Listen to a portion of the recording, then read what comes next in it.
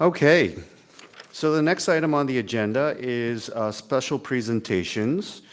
So tonight we'll have special presentation from Dr. Cullis about the NJSLA scores for the 24-25 school year.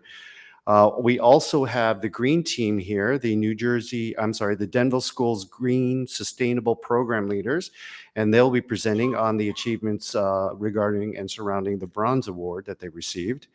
And then on November 17th, on 2024-25, school audit presentation will be held here at on the 17th. So, Dr. Forte, I'll turn it over to you. Or did you want me to mention that agenda item now? Yeah. Well, later tonight, fellow board members will be voting on a resolution under Operations Buildings and Grounds regarding a donation of a Trex bench that the Green Team or the Green Team will be presenting. So that will be the resolution that we'll vote on later today. So I'll turn it over to you, Dr. Forte. Okay, we have our Green Team here, and I'd like to call up our two directors or coordinators, Mrs. Casper and Ms. Oliveri. Okay. So I'm Allie Casper. I am a teacher at Valley View Middle School, Science, 6th and 8th grade. Michelle Oliveira, teacher at Valley View, Special Ed, Language Arts. Christine Lyons, teacher at Valley View, Spanish. And we make up the Valley View Green Team. And then we also have an adult Green Team at Riverview and Lakeview. So if you guys would like to introduce yourself as well. I'm Doree Daniels, Lakeview and 2nd grade teacher. I'm Jen Matchy. I'm a STEM teacher at Lakeview. I'm Jen Cusack, 2nd grade teacher at Lakeview.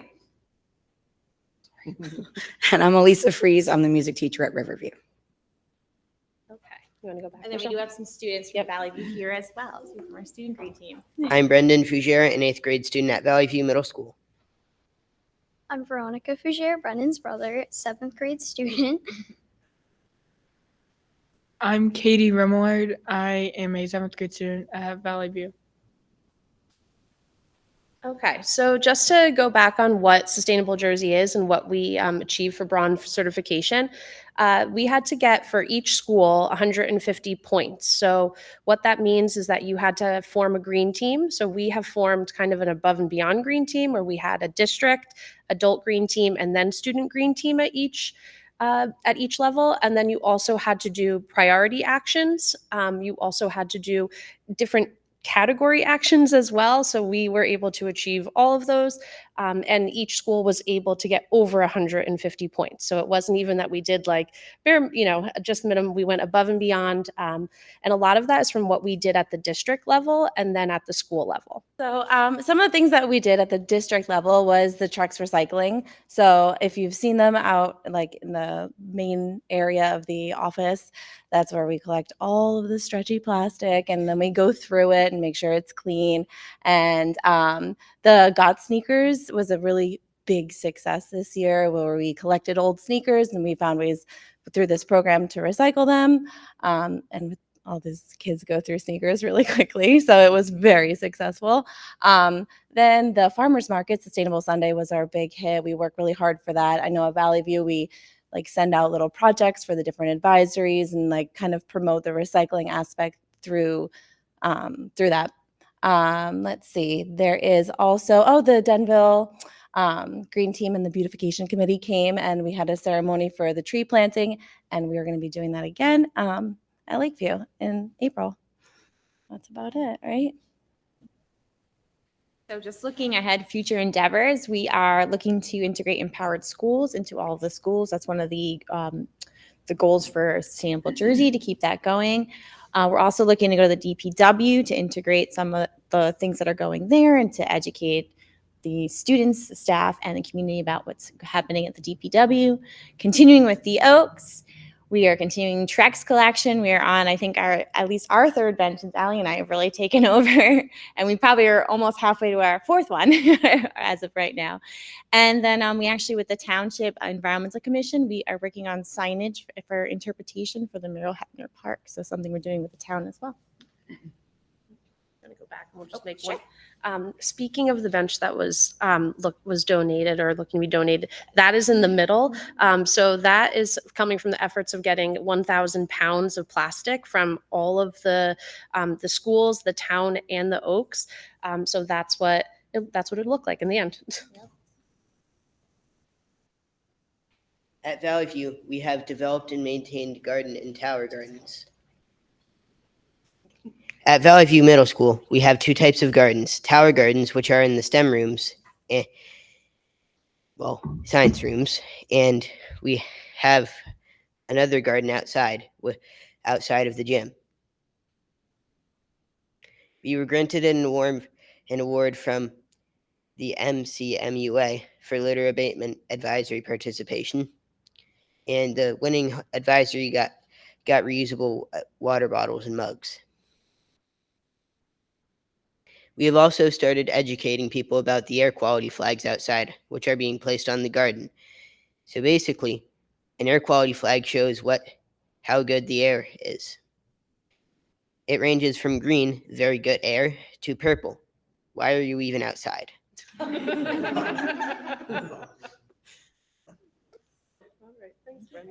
That's not all, though. My help. So at Valley View, we also did an Arbor Day planting at the Oaks in April last year. The Valley View band also performed some music for the senior citizens while we planted marigolds. Okay. And we also went to the Oaks earlier in the year to craft recycled dog toys with their green team as well. All three of us are actually in that picture. There you are. Go ahead. Okay, I'll start off Lakeview. At Lakeview on Earth Day, the Interact Club from the high school came to visit, which was an amazing experience. The first grade classes got to learn about planting, caring for the earth, and life cycle of the plants. And it was really neat to see all of the students from the high school interacting with those first graders. Also at Lakeview, we had some parent volunteers that came in to visit second grade classrooms, and they taught about the life cycle of the painted lady butterfly. They donated caterpillars to my classroom and a couple other classrooms, and the students got to observe the full life cycle of the painted lady as it transitioned, through all of the stages, and they got to watch them emerge, and then we released them in our environmental plaza.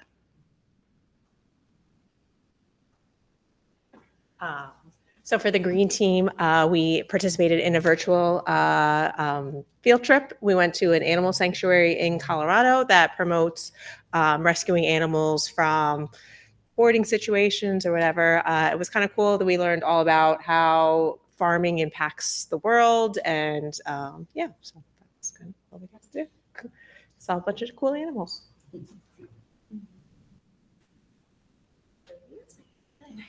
Hi. The Riverview Green Team this year created posters and presentations to help teach students about the power of reusing, reducing, and recycling. The posters were hung all around the school to help remind students about the important role that they play in creating a safer and healthier and more sustainable earth.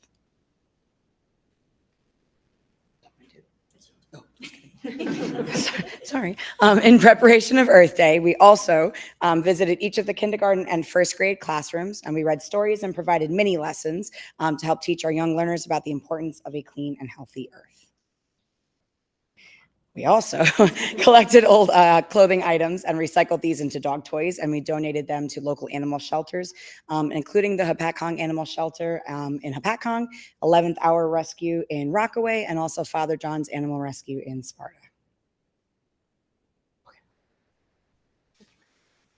So something that Riverview and Lakeview did is we did a program called Bass to Trash, where these lovely people came in and we learned how to make instruments out of recycled materials, like drums out of water bottles, flutes out of paper.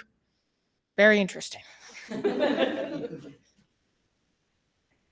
just a picture from our recent award ceremony, which we have all 3 plaques now updated with our newest bronze award.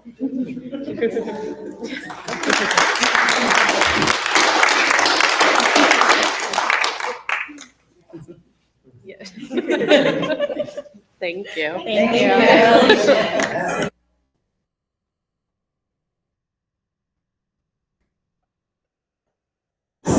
I just want to say something first too. This group, it's good for the board to see all the things that are coming out of this, right? Because you fund it and you can see all the good things we're doing.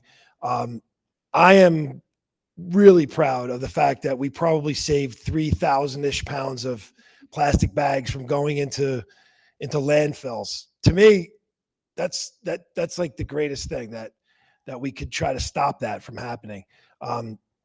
Those of you don't realize it, but 3,000 pounds of plastic bags is a lot, probably more than would fit in this room. Like I took 80 pounds over once, right? We all did. And there was 2 or 3 cars full. My truck was full, every single thing. And I think it was 80 pounds. and these are like bags like this filled with bags. So when we get our, like in the beginning of the year, when we get our deliveries with all this shrink wrap on it, like that, they wrap it up. We started getting that, and that was a lot of stuff. So, but I also really happy with what we're doing with the Oaks. They've been a tremendous partner for us. I've been there a few times with you guys, and they really love it. Last time you guys planted flowers there, watered them. But that's why I was real proud that we, from this group and them too, we were awarded another Trex bench that we're donating to the Oaks, even though they did help us with it. So it's not just our efforts, but they helped it as well. Another really good thing that's coming out of this is at Town Hall, at the Town Recycling Center, we never had a spot to recycle plastic bags there. Now we do, thanks to these great people up here. And they're doing pretty good down there, right? So we have another spot now for the town people to put their stuff in there. So these guys do a tremendous job. It's great to see the kids too. We're all proud of your award, the Bronze Award. It's great. And, I said, maybe we'll get silver next time. And then that didn't go over well, but it's okay. We're good. Let's just keep going with the plastic and all the other things you're doing with the kids. And the gardens look great. So you guys are really doing a good job. I really appreciate it. And thank you so much for coming. And parents, don't forget to vote. That was a fantastic presentation. As everyone can see up there, a couple of the board members and myself were able to witness them receive the award, and we're truly proud of all the work that they've accomplished. Yeah, getting a silver award does seem very like a very big task, so would love to see that, but I understand how hard it might be. So the next presentation is Dr. Cullis and the New Jersey SLA scores. So Dr. Cullis, the floor is yours. Well, for our 2024-25 spring NJSLA scores, I have some good news. We definitely had some increases, which I'm happy to share. The first slide is just the comparison from ELA and math from our district scores to the state scores. And a few of the items I wanted to point out in particular. In 8th grade, our highest grade level was 88% proficient, and that's all students, and in comparison to 57% at the state level. So you can see a huge difference between where we're performing and at the state level. So I can figure state's probably the average, and we're way above those. And in all areas, we are above. In 8th grade, it was our highest, but you can see in ELA, multiple grades were an increase. All grades combined is 79%, and the state is 54%. For math, I wanted to point out our 4th grade. The increase above the state level is quite high, and 7th grade, you can see that it's also quite high. But what I'm most happy about is our 8th grade, because we've been working so hard with our 8th grade core math. 3 years ago, we were at 14%, and now we're at 39%. And that has been a huge effort to get us there. And although it's still a lot of growth to be had, it is significant that we have brought those students that far along. In algebra, 96%, and geometry at 100. Overall, our math scores are 63%, which is above the state at 41%.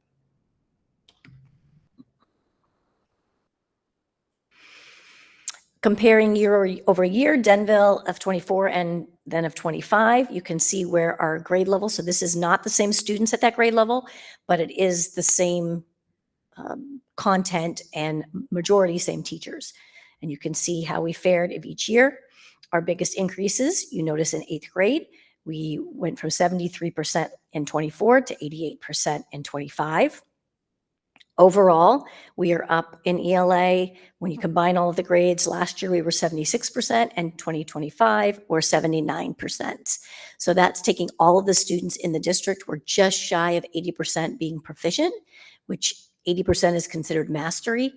We're really excited that we're almost to that level, and this includes all students in 3rd through 8th grade. For math, you can see where we've moved. Our 3rd grade stayed the same, but in other grade levels, you'll notice that our 4th graders increased, our 5th grade increased, our 6th grade had a decrease, 7th grade a slight decrease, and then 8th grade was that 39%. So 4 years ago, we started at 14, we moved up to about 21%, then 26%, and now 39% there. If we were to take all of the 8th graders, which includes our algebra, our geometry, and our 8th grade math students, they were 61% proficient. Last year it was 62, but overall, combining all of 8th grade, it was 51%. So we moved the entire 8th grade up 10% in math. We saw those growth in algebra, geometry was the same, but then also in 8th grade math.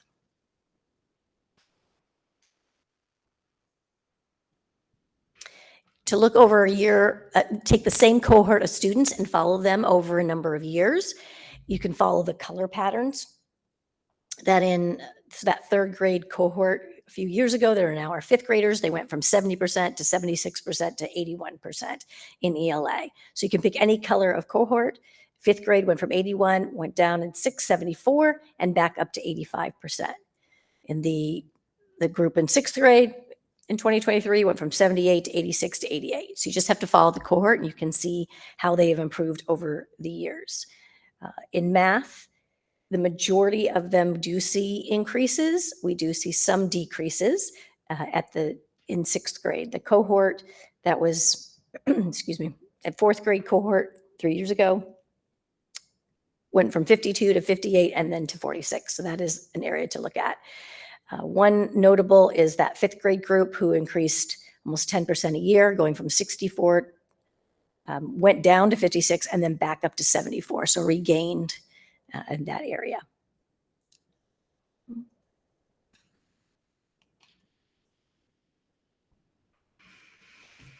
For ELA, this particular graph shows you how the students are performing across the 5 levels.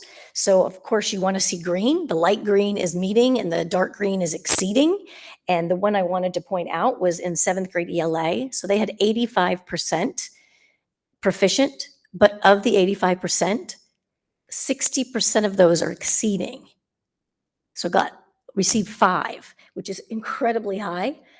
That's a very high score. Our mean score is exceeding for that grade level, which is really impressive. But what you want to see is more green than any of the other colors. And for ELA, you definitely notice that pattern. Very few in the red, a few more in the orange. Yellow is almost there, and then meeting is green and dark green, light green and dark green.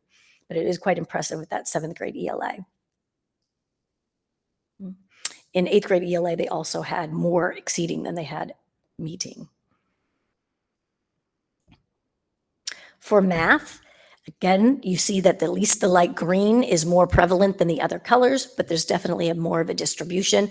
You see more yellows and less in the dark green. But we do see at least that the majority of the students are meeting expectations and still have areas to work on in each of those math areas.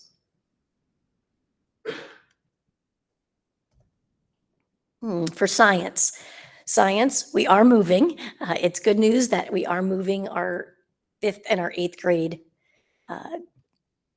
students in science. I still have an issue with the test. The test still has not been updated, even though the standards have been updated for about 7 years now.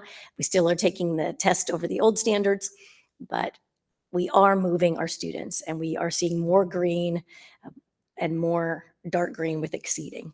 Yellow is still in 8th grade more prevalent, so that means more students are not meeting that standard than are at this point.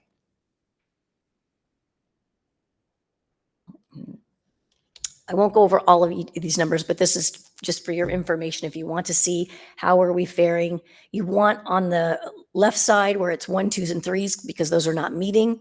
You want to see those in negative. You want to see negative numbers. You don't want positive. And what you want on the other side is 4s and 5s, which is meeting expectations.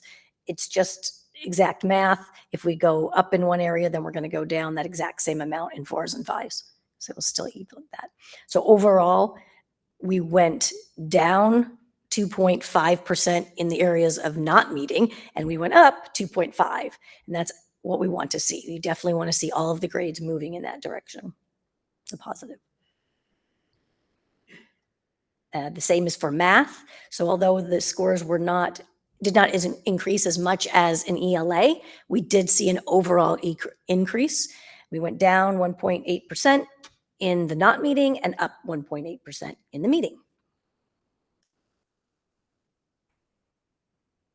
Now, this is probably my favorite slide. It's probably the most interesting. I've been tracking them since 2019. 2019 was the year we had our best test scores. It's the year that we had the Blue Ribbon Award at Riverview. It was also every ELA was at about 80% all the way up to almost 90%. So we had very strong scores that year, and we've been moving that way ever since. All of the students that took the test in 2025 were not represented by the 2019 data. So they are all gone. But what you can see is in 2019, those 3rd graders are now in 9th grade, but these were the scores. So we ended at from 75, 87, 90, 76, 85, and 88. What you notice now, different students, but in 2025, these students were the P is preschool, so they were 3 years old. The ones in 3rd grade were 3 years old. The ones in 4th grade were 4. 5th grade were actually in kindergarten, so 5. Then you had our 1st graders, our 2nd, and our 3rd graders. What we noticed is now at 7th and 8th grade, the students that were in 2nd and 3rd grade during COVID, so our virtual year with masks, are back to the exact same percentage we were in 2019. So what this data was showing me is that our students that were in 2nd, 3rd, and up turned out okay. They kept their skills. They fell a little bit, as did the entire state. However, when we're back to middle school, they're exactly where they were when we left at that time. The students that are not are the students that were preschool, kindergarten, and 1st grade. And that is where we are putting an incredible amount of attention. Now, those students are in 3rd through 6th grade right now, but we have a lot of interventions that we normally would not be doing at that grade level.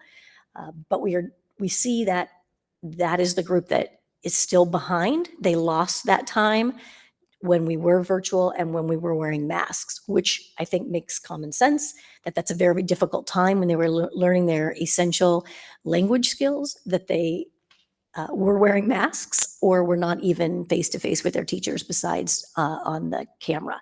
So that is the target group. We have introduced, and I'll say at the end what we are doing now to address it, but we have introduced some additional foundational ELA material to address those deficits. But that's really our target group right now.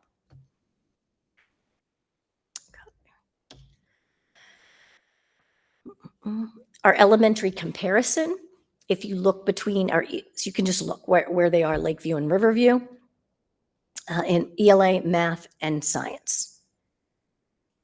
The highlight of this is our 5th graders at Lakeview increased their score by 18%. So we went from 42% proficient in science last year to 60%. We did a lot of work in increasing that, and we definitely were excited to see that much growth, and we'll continue that growth.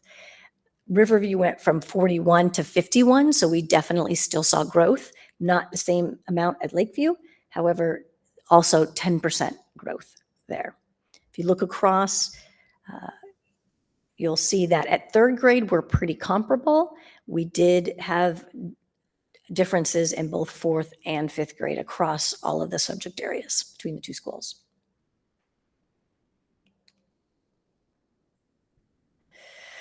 Now, demographic analysis is required. However, it's not the most beneficial piece of data for our district because we don't have a lot of students in each of the categories. And so it doesn't tell us a lot of information that's usable or actionable. But I do want to present, you can see different, across subgroup of race, you can see the different race groups. Anything below, I mean, some of the groups we have less than 10 students, so it's really hard to compare to a group that we have 800 students in. So it's not necessarily the most beneficial to look at. If you were to go just on this, you might make assumptions that probably are not accurate because the numbers are just too low. That is where we are. And you can see over the 3 years, what we're hoping to see is that at least it's similar, but for the most part, we are moving up or staying around the same place. Again, some of these groups are a very minimal number of students, so it's, again, hard to make some actionable decisions based on this. For math, we see a very similar pattern to what we saw with when we broke it out just by grade level.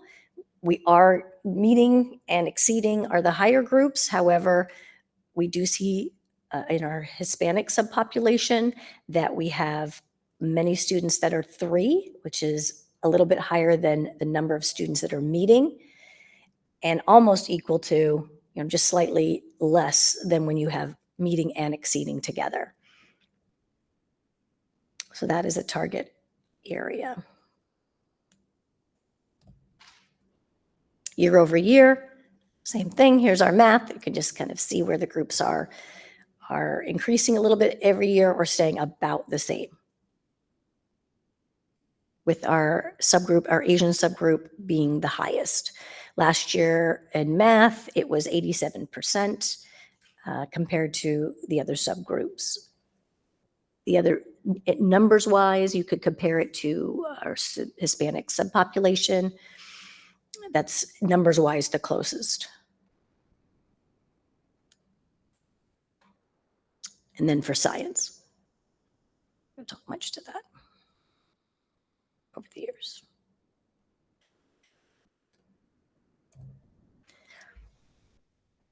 By gender, females to males, what we have been typically seeing is they are scoring about the same, and we still continue to see that. This is an ELA. I had some, can't see my notes on there. I don't know if it will scroll down. Will that scroll down at all? No. Yeah, I had notes on there. Okay. I was going to share. She has the PowerPoint, but I have it up on here.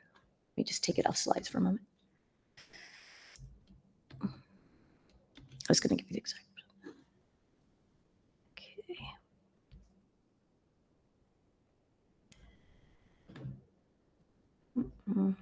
Well, I'm not going to be able to get that.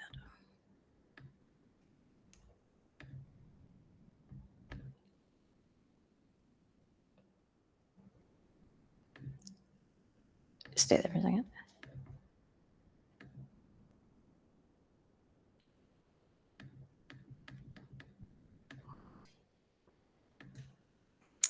Okay. Oop.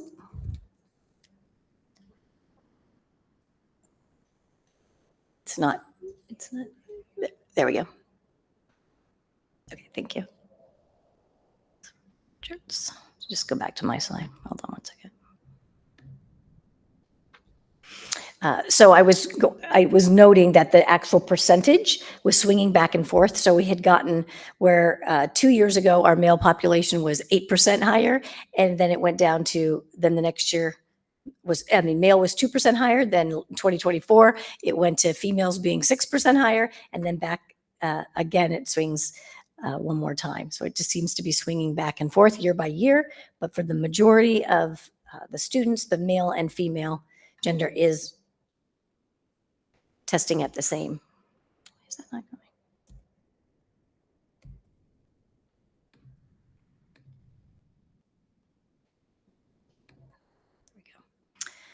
Okay, for math, this year we did see that the males performed slightly higher than the females, with 17% exceeding, and for males, and females were 13%. For males, it was 49% meeting, and females 47. So it's not a large difference. If you also notice that for females, only 2% are in the not meeting, and 5% in the males. For the majority, I mean, for the most of these areas, it really is statistically the same for males and females. And same, slightly higher in science this year, 6% higher for males than females, and that's only for 5th and 8th grades.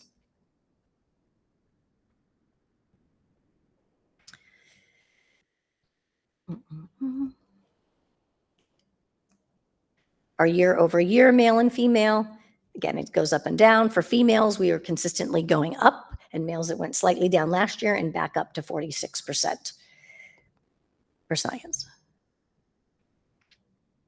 Our subgroups, ELL, free and reduced lunch, Section 504, special ed, and gen ed. You can see how they are faring. Our Section 504 students that have a 504 are the same about number of students that are meeting, are also meeting as gen ed. So those are very similar. Our special education group continues to have more students who are meeting and exceeding.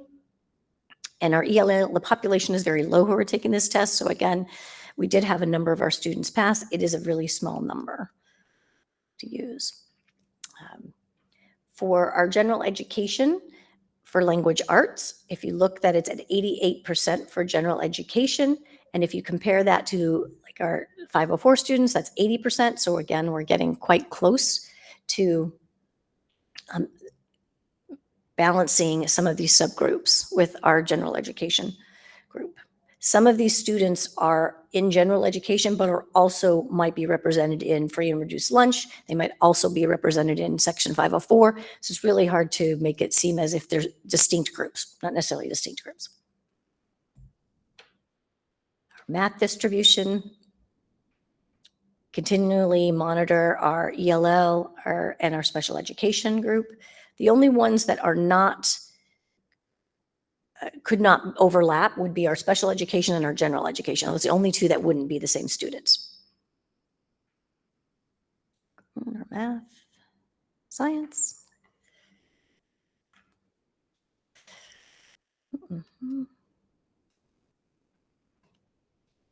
Okay, and finally, so here are highlights.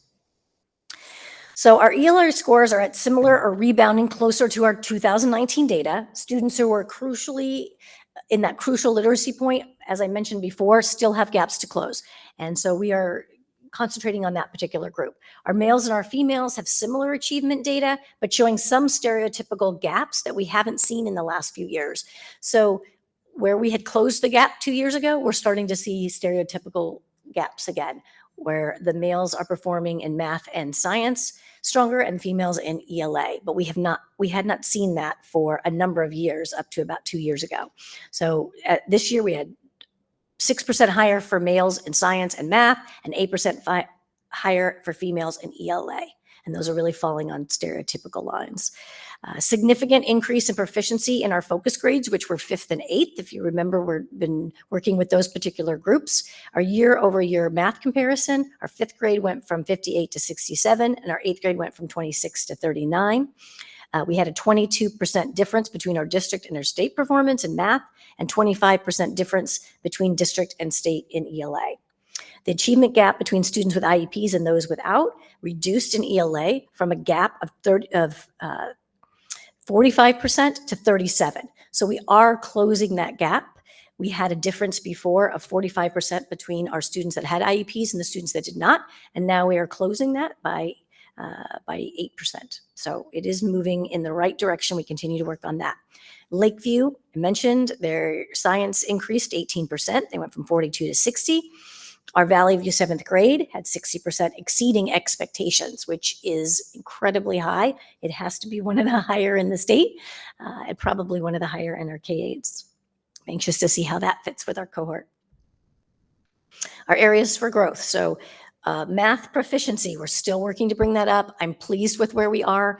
Moving in the right direction for 8th grade is a lot more students. When we counted them, that each student represented 1%. So we moved from 14 students passing to 39 in a few years. That is great growth. Our science proficiency, it stayed the same for 8th grade, but 5th grade went up significantly. We do want to work on consistency in the math scores because we're working and getting up in 5th grade and then dropping in 6th grade and then raising again in 7th grade. And then of course our subgroups, we want to continue to look at closing those particular gaps.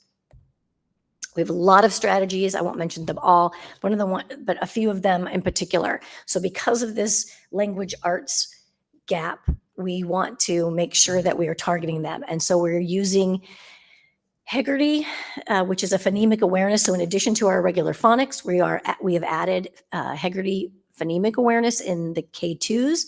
And then we've added another Hegarty product in 3 to 5 called Bridge the Gap with specific targeted lessons on which foundational skills that they don't have. We are also reviewing an additional phonics program for next year called UFly. So we probably will be looking at adding an additional phonics program as well. We are continuing all of our math work with our professional development.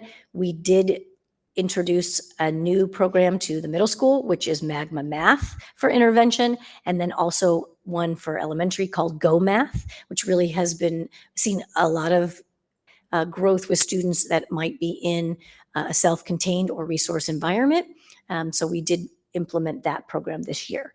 So a lot of new things. We implemented our new science program just last year, and we are in the elementary school, and we're already seeing significant growth with that product. Okay, questions. This is always a long presentation because the state requires we show you a lot of slides that maybe are not particularly helpful for Denville. Yes. Dr. Cullis, Yes. definitely appreciate the amount of time and effort you have put into this. And I do personally feel like we are seeing the fruits of your labor and the staff's labor. So thank you very much for all the hard work. I'll go ahead and open it up to the board for any questions for Dr. Cullis. I just want to echo Mr. Kim that it's exciting to see a lot of those numbers jump. And I'm thankful to see the cohort analysis. We've been asking about that a bit, and it's just kind of helpful to kind of see those numbers as well. So that was kind of neat.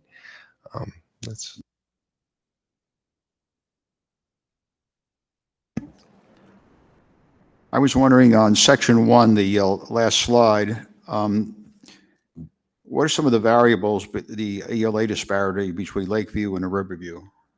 I went pretty quickly there, so I didn't, spend a lot of time looking at it. But what slide? There was, I mean, a couple of points here and there, no biggie, but the numbers stood out to me. They are. To be honest, I really think that the difference here is that the median number of years of teaching at this point. If you recall last year, we had a large number of teachers that were on leave, and in almost our entire 4th and 5th grade team at Riverview.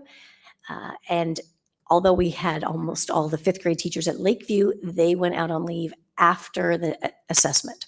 So they were here, whereas in Riverview, we had almost entirely brand new teachers in 4th and 5th. And I do know that makes a difference because we went through everything. I went with the coaches, and there's really no difference. This hasn't been the case in the last few years. So this year, the only thing that we could really point to was that our veteran staff has averaged between 15 and 20 years over at Lakeview, and the average years are about 3 and 4, with a significant number of first-year teachers at Riverview. So it's their first crack at it, and we're working closely with them. But I do think that experience is probably the difference here. It's like that in a lot of professions. Experience is the greatest educator. So with the newer teachers, I mean, I know we have, a mentorship program. I mean, new teachers are not flying solo throughout the whole year. They're getting coached. They and do. critiqued. So they So work. was anything noticed like early on and things got better as the school year went on? I mean, no. I mean, we didn't see any deficit necessarily during the school year where students were performing lower on the benchmarks. But when the uh, NGSLA data comes out in the summer and you analyze it, I mean, the only real difference, they took the same assessments and had all the same products. They had all the same professional development. Our coaches work with every grade level every week. So they receive all of the same experiences. The only real difference between them is the number of new teachers and also the median year of experience. That was really the only difference. Now, what we do offer, we have each of those teachers has a mentor, and they also have, we have a new teacher academy, and they attend weekly workshops with our mentor coordinator. We do have our coaches that work with them as new teachers and then also as the whole grade level in that subject area. So we do provide quite a bit of professional development. Some of it was that the leaves were extended. Actually, a number of them, the leaves were extended where they were going to be a 2-month leave and then it turned into a 1-year leave. So that does make a difference in the type of professional development they might have taken without intending to be here the entire school year. Thank you for that information. It's very helpful. Sure. Last thing I had here is, something to think about. What would be the feasibility of milestones? I mean, scores have improved. We have a lot of intervention programs there, which is great. But do we have a benchmark where we should be, a year from now when we're going through this again? Well, this is the last year of this test. So this will be sunsetting this data. The new test will not be comparable. So I will share what the scores are, but they're two totally different tests. So I have no idea it might absolutely be comparing apples to oranges. So we're starting all over, which we did after COVID too. We had to start at a totally new benchmark again because those students didn't have anything to compare it to in the past. I don't know what that would be. What I do know is that our test scores continue to go up, even as our number of students who are coming to us with limited language proficiency, with more economic needs, higher special education population. So as those groups that tend to need more intervention are increasing, our scores are still increasing. So it's not only bridging the gap of those students who have higher needs in a particular higher academic needs, but we're pushing all of them forward. I mean, if you look at those numbers right now, we're at about 22% who have an IEP. We also have a large number of students that have 504s. And yet when you see numbers that are over 75 or 78%, that means that students that are general education plus all the students who might have an IEP and students who have a 504, they are also passing. So any of those areas when you see like 88%, that is a large number of students that have had to overcome a lot of academic struggles. So even I'm so proud of them that they're performing on or above grade level. So I don't know, Dawn, that's a long answer, but I don't have a benchmark that I can say. My goal is always to get everybody 100%, but I think we're so close to getting some of these grade levels at 90%, and that's unbelievable. A town like Denville, with the diversity that we have in needs, to be almost 90% proficient is incredible in ELA, and we're still working at the math, but every year is getting more. 70s and 80s considered like the mastery, but of course I think 90s would be much better. Now, overall, Yeah. it's a good report. I see a lot of positive things, and we've seen the incremental improvement since we had COVID. I mean, that's just absolutely devastating to not only our school district, but a lot of other districts too, people I know. So that's good. You mentioned a new testing system now, so we're going to be, I guess you compare apples to oranges and see if it's Right. better, the same, or worse. That's coming down from the state. It is. We're doing the field test as we speak. So we started today on the field test. We'll be doing field tests for the next 3 weeks, where they're just taking a smaller version of the test, mostly we don't get the test scores back or anything. It's just to try out the technology and for students to become familiar with the system. But it is an adaptable test. So that means the question level is supposed to change in difficulty depending on how they answer a question. So if they're missing several questions in a row, the questions are supposed to get easier. And if they are getting many of them right, they're supposed to continue to go up so that they get a band of proficiency level. I don't even know if we're going to get an exact score. They haven't told us how it's going to be scored yet. So we don't even know if it's going to be a range of somewhere between 80 and 85. I'm not quite sure yet how they're going to be scoring that. So it'll be all new for us. Hopefully we'll be able to do some comparison, but I think that we'll probably be starting all over. Okay. But it could, but for a lot of districts, I'm sure it's going to make things more difficult. You know, I mean, what's changed that requires the test to be changing? You know, it'd be a tough question to answer, but you know, a lot of talk in the coming out of the federal government about getting back to the basics. You know, reading, writing, and arithmetic, and you know, you're making a change, so it'll be difficult to assess when we do this again. New test, so it's going to be difficult to assess where we work to this year, or you'll see the numbers, but you know, hopefully they're the same or better. How often they change? Do you have a set cycle when they change the testing? The first year that I got here was Park, so that was the last time the test was changed. They changed the name, but they didn't change the test. And we just found out the third week of August that this was going to be changed. So it's pretty late to us. I know there were some legal things that were going on between the testing company and the state of New Jersey. So we found out pretty late. I mean, this may be amazing and we get really great data and students get a range of scores that are very indicative of where they perform on a regular basis. And we just don't know.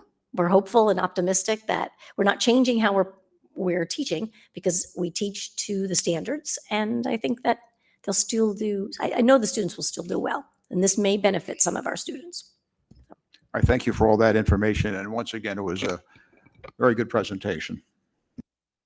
Thank you, Mr. Cass. As a quick follow-up to that line of questioning with regard to the last year of SLA, next year will be the final presentation for SLA scores, right? Because they took SLA tests this year, or did they not take the So this is from the spring. So the ones for 25, 26 is the new assessment. It's still called NJSLA-A for adaptive. Got it. Thank you Just very want to much. make it a little longer test name. Excellent. Any other board members? Yes. I just wanted to make a quick comment. Congratulations to you and the team, because I think we talked about it a few years ago where our math and ELA scores feel like they've been like kind of inverse of each other, right? We focus on ELA and it seems like we dipped a little bit in math, but this is not one of the first years, but a continuing progression of really bringing all the standards up. So congratulations to you and the team, and thank you for your focus on not just one area, but really making sure that we're hitting all the different areas with the different coaches and all the different techniques and programs that you brought in to implement. So congratulations and thank you for the update. Thank you. I will pass that along. Okay. That concludes Dr. Cullis's presentation. So we'll go ahead and continue on with the agenda. Superintendent comments. Dr. Forte.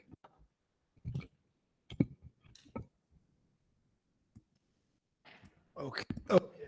I just wanted to remind everybody that the early voting has started on last Saturday, October 25th. It goes through November 2nd.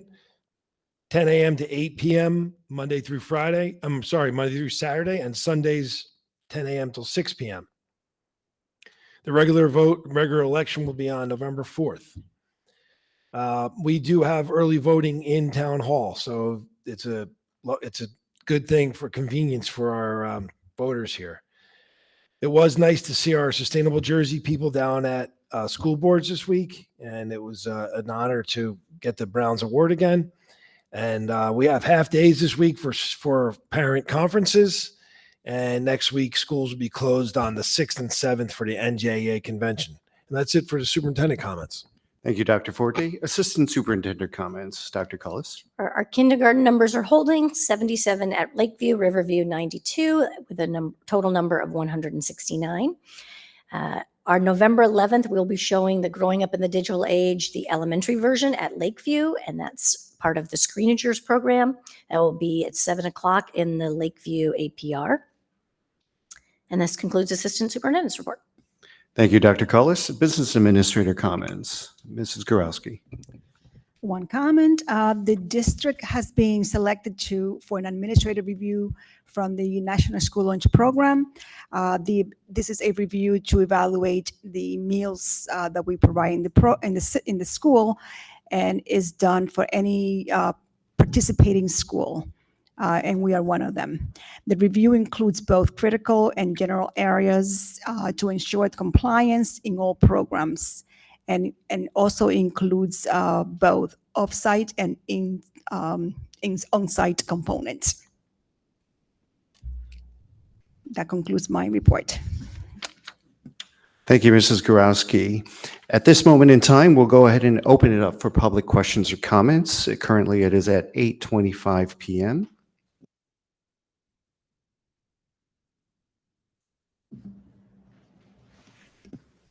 Seeing no one come up to the mic and no one online, we are going to close public comments at 8:25 p.m.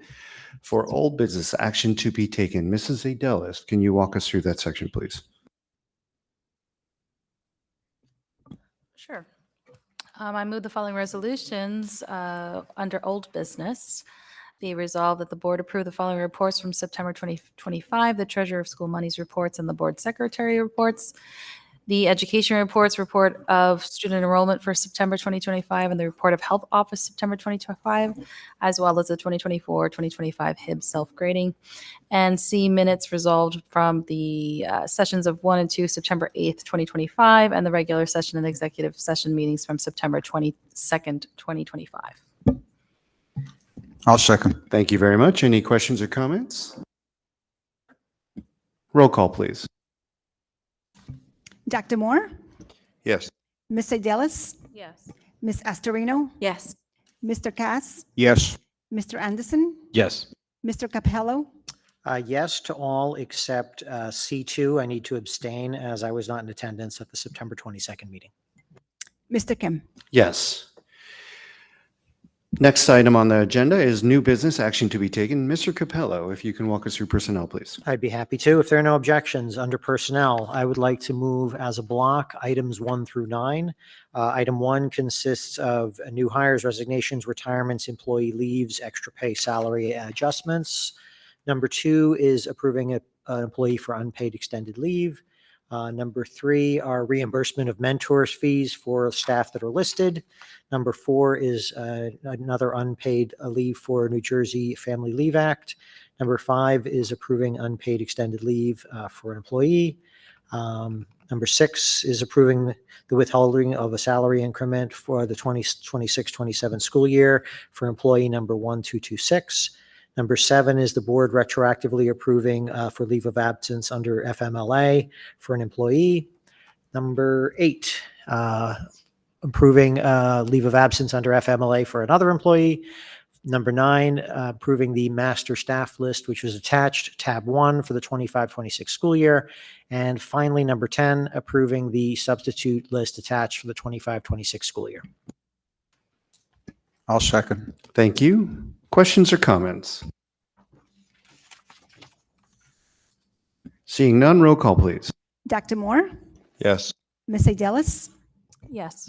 Ms. Astorino, Yes. Mr. Cass, Yes. Mr. Anderson, Yes. Mr. Capello, Yes. Mr. Kim. Yes. Dr. Moore, can you walk us through IMP, please? Sure. I'd like to move for approval the following resolutions under instruction and program. Under number 1, we have workshops for teachers. A and B is the NJTESOL conference. Item number 2 is to approve the attached list of field trips. Item number 3 is to approve staff development workshops to provide mandated dyslexia training. Item number 4 is to approve the Danielson Group to provide evaluation training to Morris Catholic High School. That comes out of the Title II funds. Item number 5 is to approve the attached nursing services plan for 25-26 school year. Item 6 is to approve the following Title III consortium purchases, A through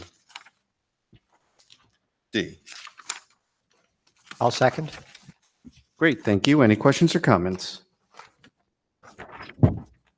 Seeing none, roll call, please. Dr. Moore, Yes. Ms. Sedelis, Yes. Ms. Astorino, Yes. Mr. Cass, Yes. Mr. Anderson, Yes. Mr. Capello, Yes. Mr. Kim. Yes. The next item on the agenda is governance. I'll go ahead and proceed by motioning that we approve the list of policies as outlined in the agenda. The first 15 policies are for reading and adoption, and there are also 3 policies for first reading. I'll second. Thank you. Questions or comments? I was able to attend a class on AI at the workshop, so quickly wanted to state that I met I'm drawing a blank on the policies company. Strauss Esme, thank you. The Strauss Esme representative that I spoke to actually wrote the AI policy that we are voting on today. So we did talk at length, and while I'm definitely going to approve this policy, I do want us as a board to maybe take a look and maybe a deeper dive into our AI policies and something more comprehensive. And the Strauss Esme representative was definitely open to working together with us to maybe develop something that could be more statewide. So I'll talk more about it during for the good of the cause, but definitely eager to take a look at that. Mr. Kim, may I make just a quick comment about policies in general? Please. I saw an email, and I don't know if anyone else did, from New Jersey school boards that they are going to be offering a new free service, a new free policy service. Am I the only one who saw this? Hopefully I didn't dream it. But my understanding is that they're going to be offering a free policy service. You could pay for the ability to have edits done to them, but this is something new, brand new, that they just announced. And I don't know how this will interact with what Strauss Esme does, but something we should probably look into. Sure. I just wanted to also note on this AI. So we originally did approve the Strauss Esme policy version in the spring, but then working with Dr. Forte, we found that it really didn't fit all of the scenarios for us. So this version is revised to incorporate some of things specific for Denville, because after we approve this policy, then we can go and write our AI plan, which we couldn't do until we changed the policy, because our plan that we've been working on, the policy didn't support the plan. Perfect. So that's what the next step is. Thank you so much for clarifying that. Yeah, I'll share the plan with you. We've been working on it for a little while, and once, like Dr. Collins just said, once it's approved, we can move on to final plan. In the policy, it says that the superintendent has to create a plan, so that's why there's a plan too. Yeah, I think one of the biggest takeaways from the workshop was that, one, there were a lot of opinions or a lot of emotions around the use of AI, whether it was at the student level or at the teacher level. But the presenter also presented some surveys. One of the more striking points that resonated with me was that students feared that they would be accused of plagiarizing or using AI to do their homework, which is kind of striking, because the common theme or the common complaint is that they use AI to do the homework, but then you have students who are being surveyed saying they're scared of being accused of that. So I think it just definitely discusses a conversation, but eager to hear what that plan would look like. Absolutely. Mr. Kim, if I might, just one quick comment on AI. I think this is an area that's super important that we are aligned with what the high school is doing, or at least in collaboration with, right? Because we don't want to have one policy it's primarily driven, probably at least right now, and this can certainly change in the future, to our middle school. But certainly we don't want the kids to get used to something in the middle school and then go to high school and it's dramatically different, or aligned significantly differently. So I think it would be important that when we have those collaboration meetings, that understand what they're doing with AI. Yeah, I actually ran into the president of the Morris Hills Regional School District and definitely discussed that too. So he's eager to work with us if that came down to it. Excellent. If there are no further comments or questions, roll call, please. Dr. Moore, Yes. Ms. Sedelis, Yes. Ms. Astorino, Yes. Mr. Cass, Yes, Mr. Anderson, excuse me, except no on the milk fund. Mr. Anderson, Yes. Mr. Capello, Yes. Mr. Kim. Yes. Mr. Anderson, can you walk us through finance, please? Sure. If there are no objections, I'd like to move under D, finance, items number 1 through 6 as a block. This includes our checks list, including the milk fund, Mr. Cass. The donation to Lakeview and Riverview School from the dental office of Dr. Nady Trejo in alignment with orthodontic health month. Donation specifics are goodie bag with a toothbrush and a pencil to bring awareness to orthodontic health. Office is working with school nurses on the project. Item number 3 is for the board to approve the attached 2026-2027 budget calendar. Item number 4 is for the board to accept a donation of 16 lawn signs to be placed on district property that provide information to the public about the November 4th, 2025 funding vote donated by Dr. Stephen Forte, valued at approximately $200. Item number 5 is for the board to retroactively approve the attached quote from educateme.net for classroom audio, instructional technology, communication, and emergency notification and response to replace the outdated FM systems in the amount of $17,721.80 paid from maintenance reserve. And finally, item number 6 is for the board to approve the agreement with Sensory Garden Occupational Therapy to provide physical therapy services at $125 per hour and physical therapy evaluations at $400 per hour for the 2025-2026 school year, not to exceed $25,000. I'll second. Any questions or comments? Roll call, please. Dr. Moore, Yes. Ms. Sedelis, Yes. Ms. Astorino, Yes. Mr. Cass, No on the milk fund, yes on everything else. Mr. Anderson, Yes. Mr. Capello, Yes. Mr. Kim. Yes. Mr. Cass, can you walk us through operations, please? Be glad to.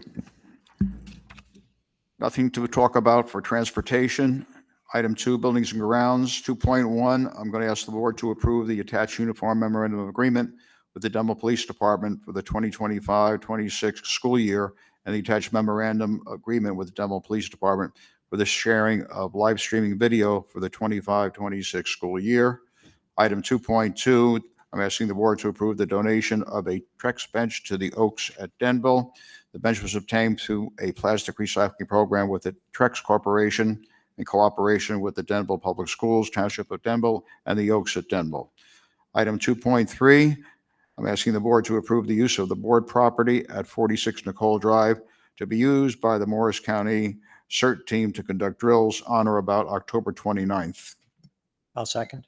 Thank you. Questions or comments? Roll call, please. Dr. Moore, Yes. Ms. Sedelis, Yes. Ms. Astorino, Yes.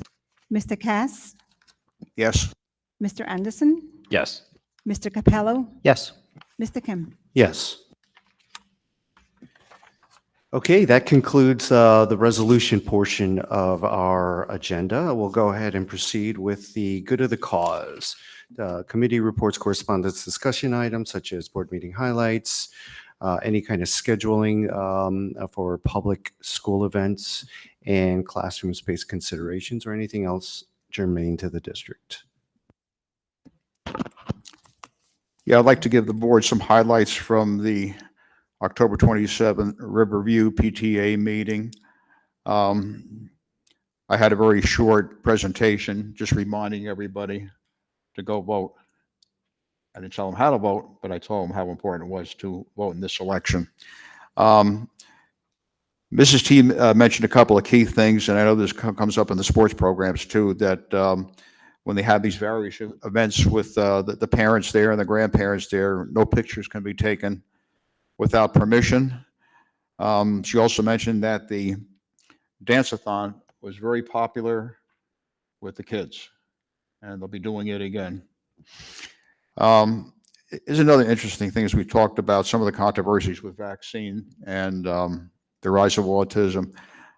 There were 60 plus students at Riverview that have allergies.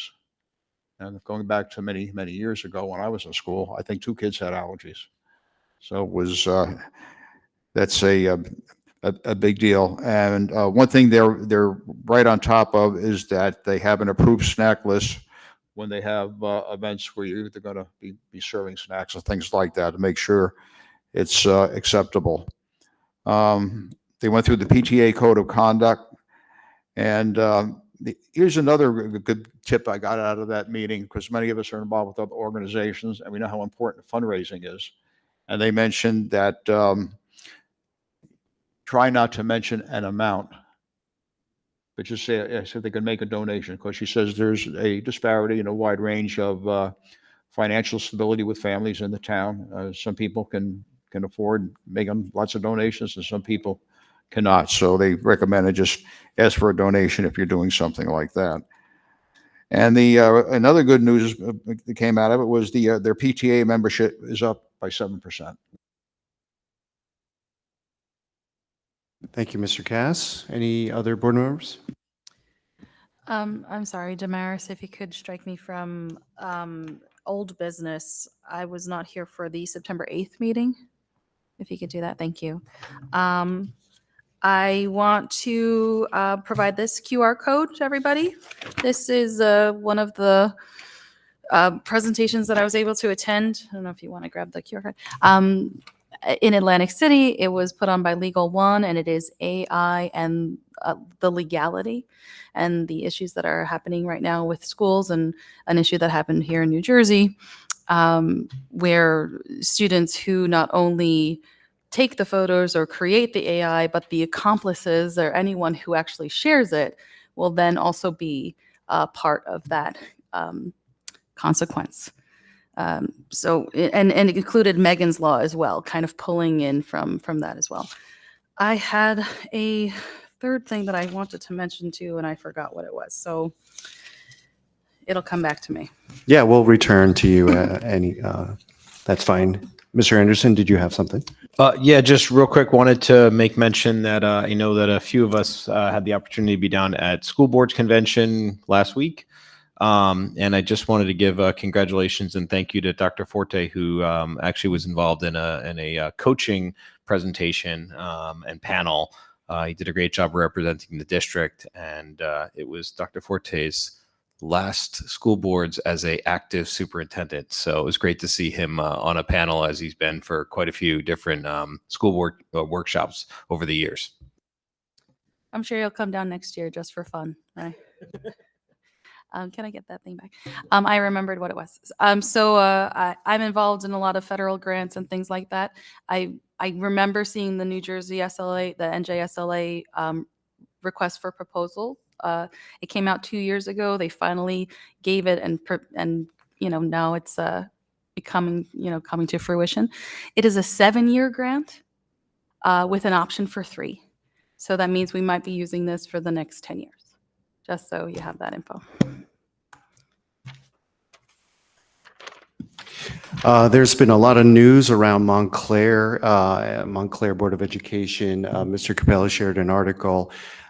We did ask the presenters from, how do you pronounce the auditing firm? Is it Nisvatia, to talk about Montclair and some of the steps that they made to ensure that we would be protected as well. So I do believe that will be a conversation or a topic that will be discussed during the school audit presentation. I also I also owe the board a brief overview of the board goals. So real quickly, goal number 1 was to strengthen the onboarding tools available for new board members. Mrs. Astorino did a lot of work to put together a document, so I'm very grateful for that. I took a presentation or workshop class down in Atlantic City discussing that as well. So between her notes and some of my learnings, we hope to have a final output finalized by perhaps December. Number 2 is to formalize the process of setting district and board goals. That is something that we have yet to discuss, but I have made a lot of observations with regards to what Dr. Cullis and Dr. Forte have been doing, as well as some of the mental notes that I've been taking with regard to our district or board goals. So I hope to put together something and have a discussion during our next governance committee. Advocate for district needs at all levels of the government. So that is something that we are doing with regard to our participation at the county level for the legislative committee. And so we're hoping to have some handouts that we could give out to board members if they happen to talk to any legislators. So that's something that's in the works. And then finally, advance a safe, supported, and respectful school environment by reviewing board policies on student code of conduct. So I think Dr. Cliff and the IMP committee have had some conversations surrounding that. And so I'm really eager to see the results of those steps as well. So, and I think that concludes my comments. Are there any other board members that wish to add to the good of the cause? Okay, I believe there's a need for a second executive committee. No, I have the highlights. Oh, yes, please. So I have the Green Award, Dr. Cullis' PowerPoint, and the donated bench from the Trex company. And then what do you think? Should I request a copy of that manual for free? I was going to fill it out. Did anybody else want to fill it out instead? But I don't mind doing it. I have it filled out, ready to hit submit. You're talking about the school board's form. Yeah. Yeah. I mean, I kind of assumed the administration needed to do it. Yeah, right? we'll do it. I got it. Yeah. Great. Thank you. And also, just want to remind the Finance Committee, the auditor will be present on the November 10th Finance Committee to answer any questions as well. Thank you. Okay, that concludes the good of the cause. We'll go ahead and open it up for public comments at 8:45 p.m., the second section. No one on, seeing no one online and no one coming up to the mic, we'll go ahead and close it at 8:45. Mrs. Astorino, can you take us into our second executive committee or session? I move to convene an executive session in accordance with Section 8 of the Open Public Meetings Act. The purpose of this closed session will be to discuss negotiations, legal, security, and personnel issues. Minutes of this session will be made available to the public when the need for confidentiality no longer exists. I'll second. Thank you. All in favor? Aye. Aye. Any nays? Abstentions? Before we go into executive for the public, we will not be voting on anything further after executive session, so we'll adjourn immediately after. We are now in executive session at 8:47 p.m.